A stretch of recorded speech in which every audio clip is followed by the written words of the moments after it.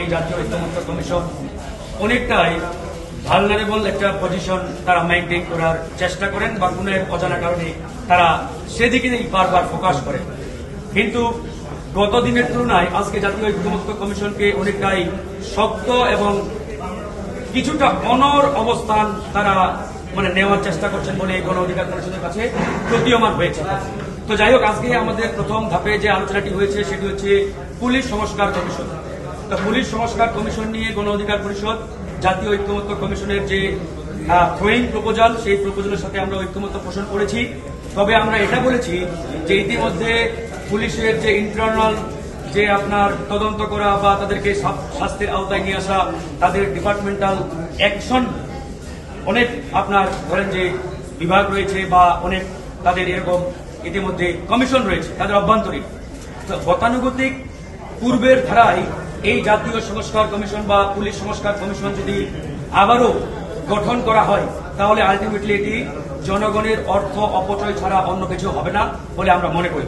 এই জন্য আমরা বলেছি যে বর্তমান জাতীয় ঐক্যমত্য কমিশনের প্রপোজাল যেটি রয়েছে জাতীয় পুলিশ সংস্কার কমিশনের, এই পুলিশ সংস্কার কমিশনকে যাতে ইফেক্টিভ এবং অধিকতর কার্যকর এবং ফাংশনিং করা হয় সে বিষয়ে অন্যান্য রাজনৈতিক দলগুলো মতামত দিয়েছে, আমরাও দিয়েছি। আমরা এমনটি বলেছি যে তারা ইতিমধ্যে তাদের প্রপোজালে যেখান থেকে স্টপ করেছে যে পুলিশের অভ্যন্তরীণ এবং বাহ্যিক যে কোনো ধরনের অভিযোগ এই পুলিশ সংস্কার কমিশন দেখবে এবং এই বিষয়টি নিষ্পত্তি করবে। আমাদের প্রশ্নটি হচ্ছে, ধরেন পুলিশের ইন্টারনাল কোনো অভিযোগ এই কমিশনে কেউ উত্থাপন করলেন, পুলিশ কমিশন বা সংস্কার কমিশন সেটি তদন্ত করে দেখলো যে ওই অভিযোগটি সত্য কিংবা মিথ্যা, এর পরে স্টেপটা কি? এই সংস্কার কমিশন কি ধরেন যদি সেই অভিযোগটি সত্য হয়ে থাকে শাস্তির জন্য ওই ডিপার্টমেন্টাল স্তরে আবার প্রেরণ করবে শাস্তির জন্য, নাকি এটা যদি কোনো ফৌজদারি অপরাধ হয়ে থাকে তাহলে এটা ওই আদালতের দিকে ঠেলে দিবে? তাহলে এরকম যদি অবস্থা হয়ে থাকে তাহলে এই কমিশন কার্যতপক্ষে একটা তদন্ত কমিটির মতো দায়িত্ব পালন করবে। তো এই কমিশন যদি একটা তদন্ত কমিটির মতো দায়িত্ব পালন করে তা আমার মনে হয় না রাষ্ট্রের গুরুত্বপূর্ণ অর্থ অপচয় করে এরকম আরেকটা তদন্ত কমিটি গঠন করা।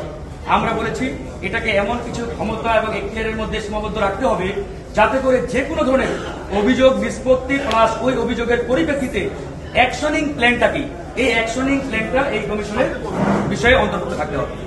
দ্বিতীয় যে বিষয়টি আসছে আমাদের রাষ্ট্রীয় যে মূলনীতি, রাষ্ট্র পরিচালনার মূলনীতি, এটি এর আগেও 3 দিন আলোচনা হয়েছে, আজকে চতুর্থ দিনের আলোচনা। আজকে চতুর্থ দিনের আলোচনা, আমরা 3 দিন আলোচনা করে আজকে একটি সামারি প্রপোজাল ঐক্যমত্য কমিশন আমাদের সামনে থ্রো করেছে। আমরা স্পষ্ট করে বলেছি 72-এর সংবিধান এই 54 বছরে জাতিকে কিছু দিতে পারে নাই। 72-এর সংবিধান ছিল একটি এক ব্যক্তিকেন্দ্রিক সংবিধান এবং একজন ব্যক্তিকে সামনে রেখে এই সংবিধান প্রণয়ন করা হয়েছিল। সুতরাং আজকে 2024 সালের যে গণঅভ্যুত্থান বা বিপ্লব, এই বিপ্লব পরবর্তী সময়ে 72-এর সংবিধানকে আমরা সামনে রেখে আর কোনো সিদ্ধান্ত নিতে পারি না।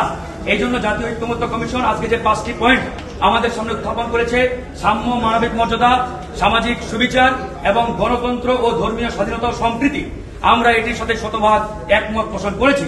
তবে আজকে যে জটিলতা তৈরি হয়েছে সেটা হচ্ছে প্রতিস্থাপন নাকি উল্লেখিত, অর্থাৎ 72-এর যে 4 মূলনীতি, ওই মূলনীতি থাকা সাপেক্ষে এই 5টি পয়েন্ট সন্নিবেশিত হবে নাকি ওই 4টা বাদ দিয়ে প্রতিস্থাপন হবে। এ বিষয়ে গণ অধিকার পরিষদ তার সুস্পষ্ট অবস্থান ব্যক্ত করেছে যে 72-এর ওই 4 মূলনীতি বাদ দিয়ে আজকের এই 5টি পয়েন্টকে প্রতিস্থাপন করতে হবে। এটাই হচ্ছে জনগণের আকাঙ্ক্ষা এবং এটাই জনগণের আকাঙ্ক্ষিত বাস্তবায়ন।